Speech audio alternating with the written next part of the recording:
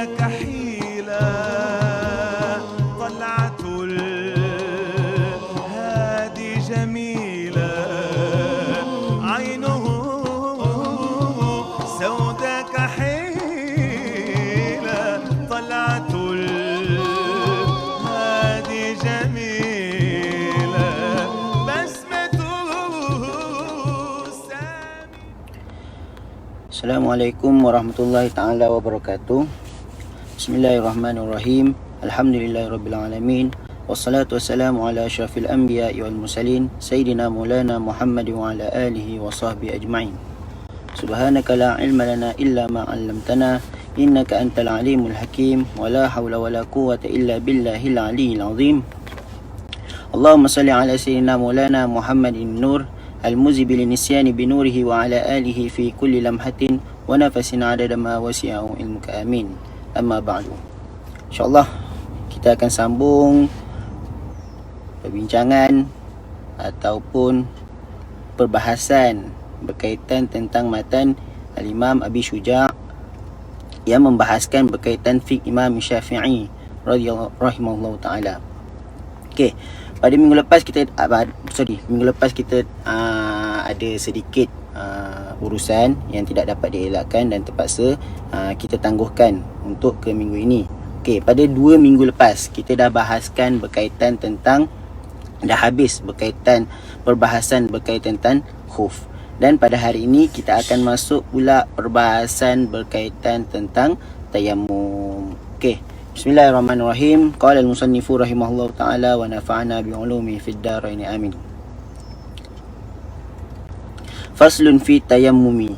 Fasal ataupun bahagian berkaitan tentang tayammum.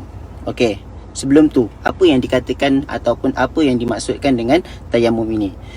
Tayammum ataupun dari segi bahasa, tayammum bermaksud adalah al-qasdu. Qasdu tu maksudnya Arab lah. Kalau dalam bahasa Melayu dia, tayammum ini dari segi bahasa bermaksud tujuan ataupun bermaksud keinginan.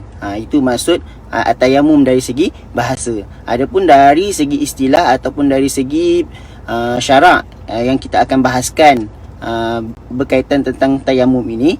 Tayammum, apa yang dikatakan dengan tayammum adalah menyapu debu ataupun menyapu debu ke muka dan juga kedua belah tangan sebagai ganti daripada wuduk. Maksudnya tayammum ini adalah penggantian wuduk yang pertama ataupun mandi wajib.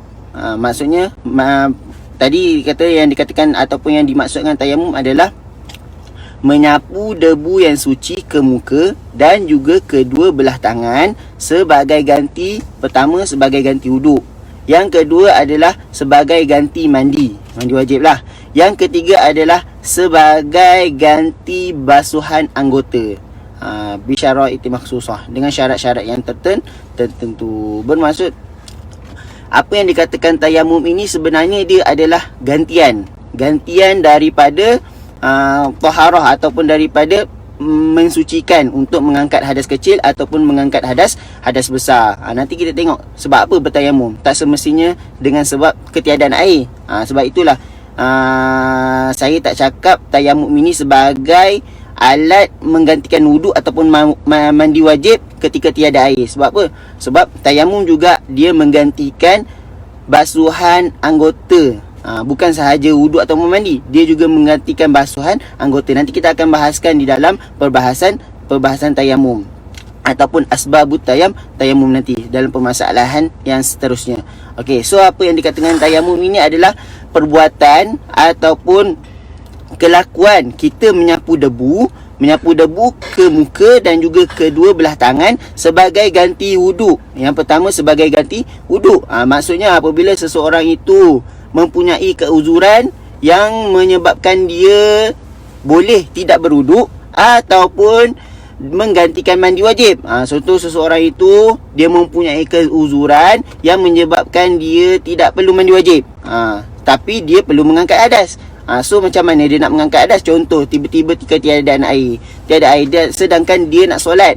dalam keadaan dia masih lagi berhadas kecil dan juga hadas besar. So dalam situasi tersebut, tayamum inilah yang akan menggantikan uduk ataupun menggantikan mandi wajib tersebut sebagai ganti dia untuk mengangkat hadas. Okey. 3 sebab ataupun 3 yang akan menggantikan tayamum. Pertama adalah uduk, yang kedua adalah mandi wajib, yang ketiga adalah basuhan anggota ketika kita beruduk. Nanti kita akan bahaskan apa yang dimaksudkan dengan basuhan anggota ketika beruduk. Seperti contoh, kita terjatuh dan menyebabkan tangan kita tidak boleh terkena air, sedangkan tangan ini adalah anggota wuduk dan anggota mandi wajib. So macam mana kita nak mengangkat hadas dalam keadaan tangan kita tidak boleh kena air? Solusinya adalah tempat tersebut akan digantikan dengan tayamum. Metod dan cara nanti kita akan bahaskan. Okey, itu maksud tayamum, iaitu tayamum adalah perbuatan menyapu debu di muka dan juga kedua belah tangan sebagai ganti. Yang pertama adalah sebagai ganti wuduk apabila dia mempunyai kezuran untuk dia berwuduk, ataupun menggantikan mandi wajib, ataupun menggantikan basuhan anggota ataupun basuhan kawasan yang wajib dibasuh untuk mandi wajib dan juga untuk berwuduk. Okey. Faslun fi tayammum, fasal ataupun bahagian tentang tayamum. Wa syaraitu tayammumi khamsatu asya. Sebelum kita masuk berkaitan tentang perbahasan tayamum secara mendalam, kita kena tahu dahulu apa dia syarat-syarat orang ataupun seseorang diberikan rukhsah untuk bertayamum. Okey. Wa syaraitu tayammumi khamsatu asya. Dan syarat-syarat tayamum itu ada 5 perkara. Apabila seseorang itu mempunyai ataupun terlaksana 5 perkara ataupun adanya 5 perkara ini pada diri dia, maka barulah di situ dia dibolehkan untuk bertayamum untuk menggantikan wuduk, mandi wajib dan juga anggota tersebut. Okey, yang pertama, wujudul uzri bis safarin au maradin. Yang pertama daripada syarat-syarat seseorang itu untuk bertayamum adalah wujudul uzri. Mestilah dia mempunyai keuzuran. Keuzuran apa? Bis safarin. Sama ada keuzuran tersebut adalah dengan dia seorang yang bermusafir, au maradin, ataupun dia mempunyai sakit. Maksudnya tidak sah tayamum seseorang yang tidak bermusafir, ataupun tidak sah tayamum seseorang yang sihat. Bermaksud kalaulah ada salah satu daripada musafir ataupun sakit, maka dia diperbolehkan untuk bertayamum. Okey, musafir. Maksudnya orang yang orang yang tidak bermusafir ataupun orang yang bermukim ataupun orang yang sedang dalam di rumah, maka dia bukan tidak boleh bertayamum, tetapi itu nanti kita akan bahaskan kemudian. Sebab apa? Sebab kalau kita tengok, dia memang boleh menggantikan wuduk, bukan menggantikan, dia memang boleh bertayamum kalau contoh situasi tak ada air, tak ada air lah di sesuatu kawasan ataupun di sesuatu tempat kita tinggal ataupun mukim. Okey, kalaulah contoh nanti kita akan tengok perbahasan berkaitan orang yang bermukim yang ketiadaan air, macam mana situasi dia. So nanti kita tengok tayamum ini dia tidak menggantikan wuduk, tetapi dalam situasi tersebut tayamum ini hanya membolehkan ataupun hanya membolehkan orang yang bermukim tersebut untuk solat menghormati waktu sahaja. Adapun selepas ada air, orang yang bermukim tersebut wajib untuk qada solat yang dia bertayamum tersebut. Berbeza dengan orang yang musafir. Kalau contoh orang yang musafir, kalau dia musafir keluar ataupun ke balik daripada bermusafir keluar daripada dia punya kawasan tempat tinggal. So di kawasan tersebut ketiadaan air, dia tak jumpa air. So apabila dia tak jumpa air, dia dibolehkan tayamum, dan solat yang dibuat dengan menggunakan tayamum tersebut dikira sah, tidak perlu qada. Berbeza dengan orang yang bermukim tadi ataupun orang yang bermustautin. Orang yang bermustautin kalau dia menggantikan wuduk, menggantikan tayamum dengan wuduk, sebab apa? Sebab ketiadaan air, maka wajib kepada dia untuk qada balik solat tersebut. Sebab apa? Sebab tayamum tersebut tidak menggantikan wuduk tersebut. Sebab apa? Sebab dia tiada syarat yang pertama, iaitu syarat apa? Mempunyai keuzuran. Sama ada dia tiada mempunyai keuzuran bermusafir ataupun sakit. au maradin, ataupun seseorang yang mempunyai keuzuran sakit. Ni nanti kita bahaskan berkaitan tentang ni contoh tayamum dalam keadaan air ada. Air ada tetapi dia boleh tayamum. Sebab apa? Sebab sakit. Nanti kita tengok contoh seseorang tangan patah. So apabila tangan patah, dia dibalut. Apabila dibalut, kawasan tangan tersebut tidak boleh kena air. So apabila tidak boleh kena air, adakah dia boleh berwuduk seperti biasa? Tak boleh lah, sebab air tak sampai ke tangan. So mana yang tertutup tersebut akan digantikan dengan tayamum, dan wuduk tersebut ataupun wuduk tersebut dikira sah untuk solat. Sebab apa? Sebab dia mempunyai rukhsah ataupun mempunyai syarat yang pertama, iaitu mempunyai keuzuran. Apa keuzuran dia? Iaitu sakit. Okey. Seterusnya, yang kedua daripada syarat-syarat seseorang dibenarkan untuk bertayamum, maksudnya secara rambang, apa yang dikatakan tayamum ini adalah perbuatan menyapu muka dan juga tangan dengan menggunakan debu sebagai ganti wuduk, sebagai ganti mandi wajib, dan juga sebagai ganti basuhan anggota. Okey. Yang kedua daripada syarat-syarat tayamum adalah dukhuli waqti solah, masuknya waktu solat. Ini khusus untuk solat fardu lah. Maka bermaksud apabila antara syarat dia adalah kita perlu bertayamum apabila masuk waktu. So sesiapa ataupun dalam situasi kita bertayamum sebelum masuk waktu, contoh kita nak solat asar sekejap lagi, contoh kita nak solat asar sekejap lagi. So sekarang ni situasi kita dalam keadaan tak ada air. Sebab apa? Sebab kita musafir lah. Kita musafir sebab apa? Sebab syarat pertama dikatakan perlu ada keuzuran. Salah satunya adalah musafir. Okey, sekarang tak ada air. So kita nak solat. Macam ni kita nak solat? Kita kena pastikan waktu asar masuk dahulu. Baru boleh kita bertayamum. Kalaulah contoh kita bertayamum dahulu, kemudian baru masuk solat, contoh sekarang ni tak masuk asar lagi, so kita tayamum. Kita tayamum untuk apa? Untuk persediaan solat asar lagi. Tak sah lah tayamum dia. Sebab apa?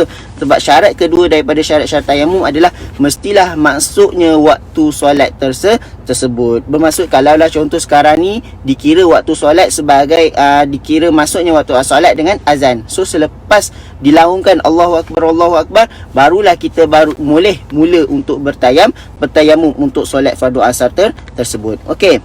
Itu syarat yang kedua, iaitu mestilah masuknya waktu dahulu.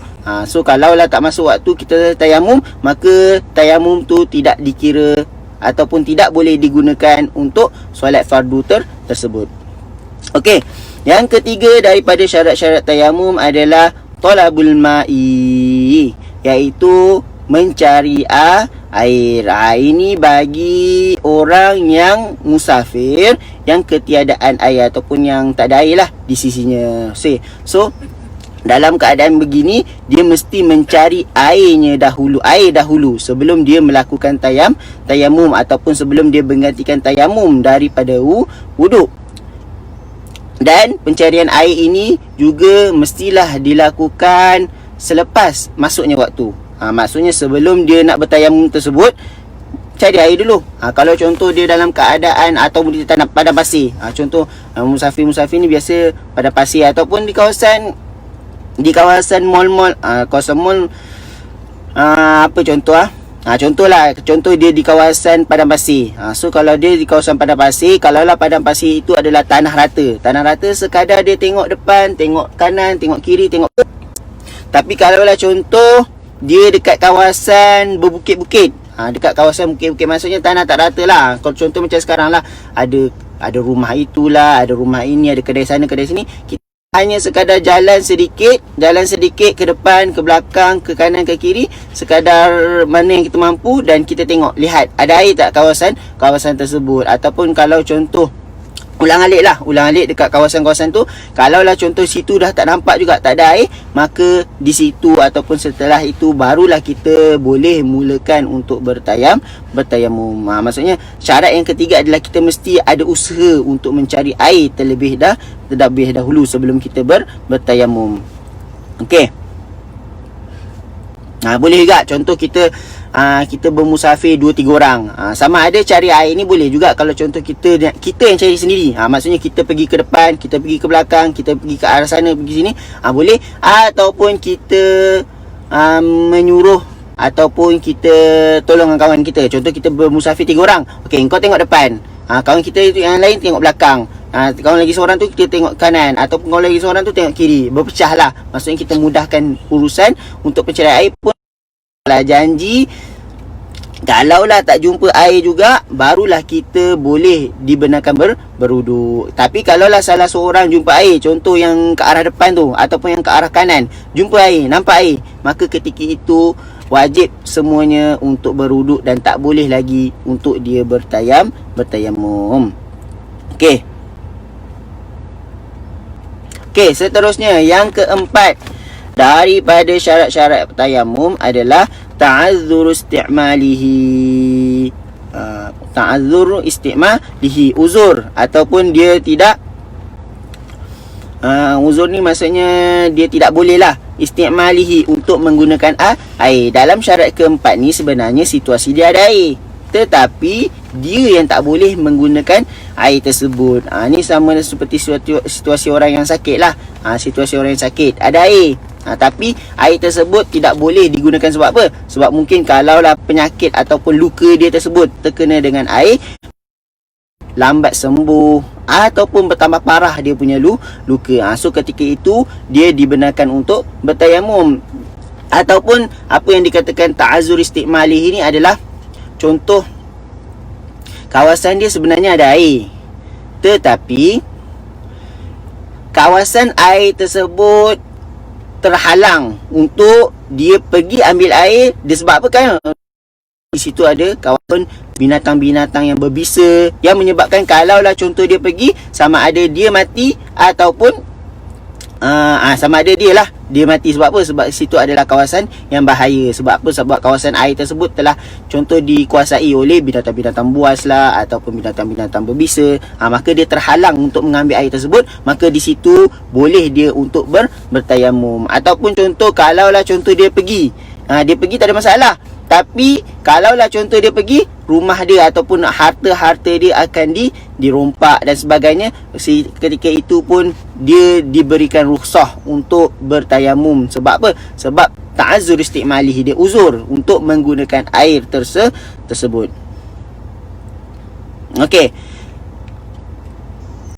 Yang seterusnya wa'iwazuhu ba'da talabi. Dan i'wazuhu ba'da talabi ni termasuk dalam ta'azzur isti'malihi ni, sebab ada setengah matan menyebutkan wa ta'azzur isti'malihi i'wazuhu ba'da talabi. Maksudnya dia gabungkan, tapi ada setengah matan yang lagi dia buang syarat yang bukan buang syarat ni, buang i'wazuhu ba'da talabi. Maksudnya selepas dia jumpa air tetapi air tu cukup untuk keperluan dia sahaja. So dia perlu macam tu, dia nak minum, dia nak memasak, maka ketika itu dahulukan minuman dia, masakan dia dahulu, barulah kalau contoh ada lebih, baru dia menggunakan berwuduk. Tapi kalaulah contoh tak ada lebih, air tu cukup je untuk dia minum, maka di situ boleh bagi dia untuk bertayamum. Okey. Dan syarat yang terakhir adalah wat-turabut tahirul ladzi lahu ghubarun fa in khalatahu jissun aw ramlun lam yajuz. Dan hendaklah menggunakan turab. At-turabut tahiru. Turab ni maksudnya adalah tanah. Tanah. At-tahiru yang suci. Allazi lahu ghubarun, yang mana pada tanah tersebut mempunyai debu. Fa in khalatahu jissun aw ramlun lam yajuz. Kalaulah contoh tanah tersebut khalatahu telah bercampur dengan jissun. Jissun ni lebih kurang macam simen lah. Aw ramlun ataupun pasir, lam yajuz, tidak diperbolehkan. Maksudnya syarat yang kelima daripada syarat-syarat untuk seseorang itu bertayamum adalah mesti menggunakan tanah yang suci. Maksudnya kalaulah dia tidak menggunakan tanah, maka tidak sah. Maksudnya contoh debu, debu lah, apa ni, bedak. Bedak dia seumpama macam debu dah, tapi dia bukan daripada tanah, maka tak sah menggunakan bedak. Ataupun menggunakan pasir kan sendiri, sebab menggunakan pasir itu bukan tanah, tapi ada sebahagian pasir yang mempunyai debu-debu. So kalaulah contoh pasir itu mempunyai debu-debu, maka dia diperbolehkan pasir tersebut. Tapi apa yang orang kata, pasir yang mempunyai debu ni tak banyak lah. Tapi kalau lah contoh kita jumpa pasir yang punya debu, maka diperbolehkan gunakan pasir. Tapi kalau contoh pasir hanya semata-mata pasir, maka tidak diperbenarkan untuk menggunakan pasir tersebut untuk bertayamum. Hanya dibenarkannya hanyalah tanah lah. Sebab apa? Tanah ni mempunyai debu dia. Okey. Lahu gubarun, yang mempunyai debu. Fa in ghalatu aw ramlun lam yajuz. Maka kalaulah menggunakan tanah yang telah bercampur dengan simen, yang telah bercampur dengan pasir, lam yajuz, maka dia tidak diperbolehkan untuk menggunakan tayamum. Yang kedua adalah tahiru, mestilah menggunakan turab yang tahir. Maksudnya kalaulah turab ataupun tanah yang najis, maka tidak diperbolehkan untuk digunakan bertayamum. Contoh tanah yang bernajis apa? Contoh tanah yang terkena dengan air kencing ataupun tanah kubur yang telah dikambus semula. Yang telah dikambus semula. Sebab apa? Sebab tanah-tanah yang di bawah tersebut apabila telah dikambus semula, dia telah bercampur dengan najis-najis ataupun telah bercampur dengan darah dan sebagainya. So apabila dia angkat naik semula, maka tanah tersebut adalah dikira sebagai tanah yang tidak suci. Okey. Wa faraiduhu arba'atu asya', dan fardu ataupun rukun-rukun tayamum ada 4 perkara. Wallahu alam. InsyaAllah kita sambung pada minggu hadapan. Sallallahu ala sayyidina Maulana Muhammad wa ala alihi fi kulli lamhatin wa nafasin adada ma wasi'a ilmuka. Amin. Subhanakallahumma wa bihamdika asyhadu an la ilaha illa anta astaghfiruka wa atubu ilaik. Amiltu su'an wa zalamtu nafsi faghfir li fa innahu la yaghfiru dzunuba illa anta. Subhanakallahumma wa bihamdika asyhadu an la ilaha illa anta astaghfiruka wa atubu ilaik. Amiltu su'an wa zalamtu nafsi faghfir li fa innahu la yaghfiru dzunuba illa anta. Subhanakallahumma wa bihamdika asyhadu an la ilaha illa anta astaghfiruka wa atubu ilaik. Amiltu su'an wa zalamtu nafsi faghfir li fa innahu la yaghfiru dzunuba illa anta. Subhana rabbika rabbil izzati amma yasifun wa salamun alal mursalin. Alhamdulillahi rabbil alamin. Wassalamualaikum warahmatullahi taala wabarakatuh.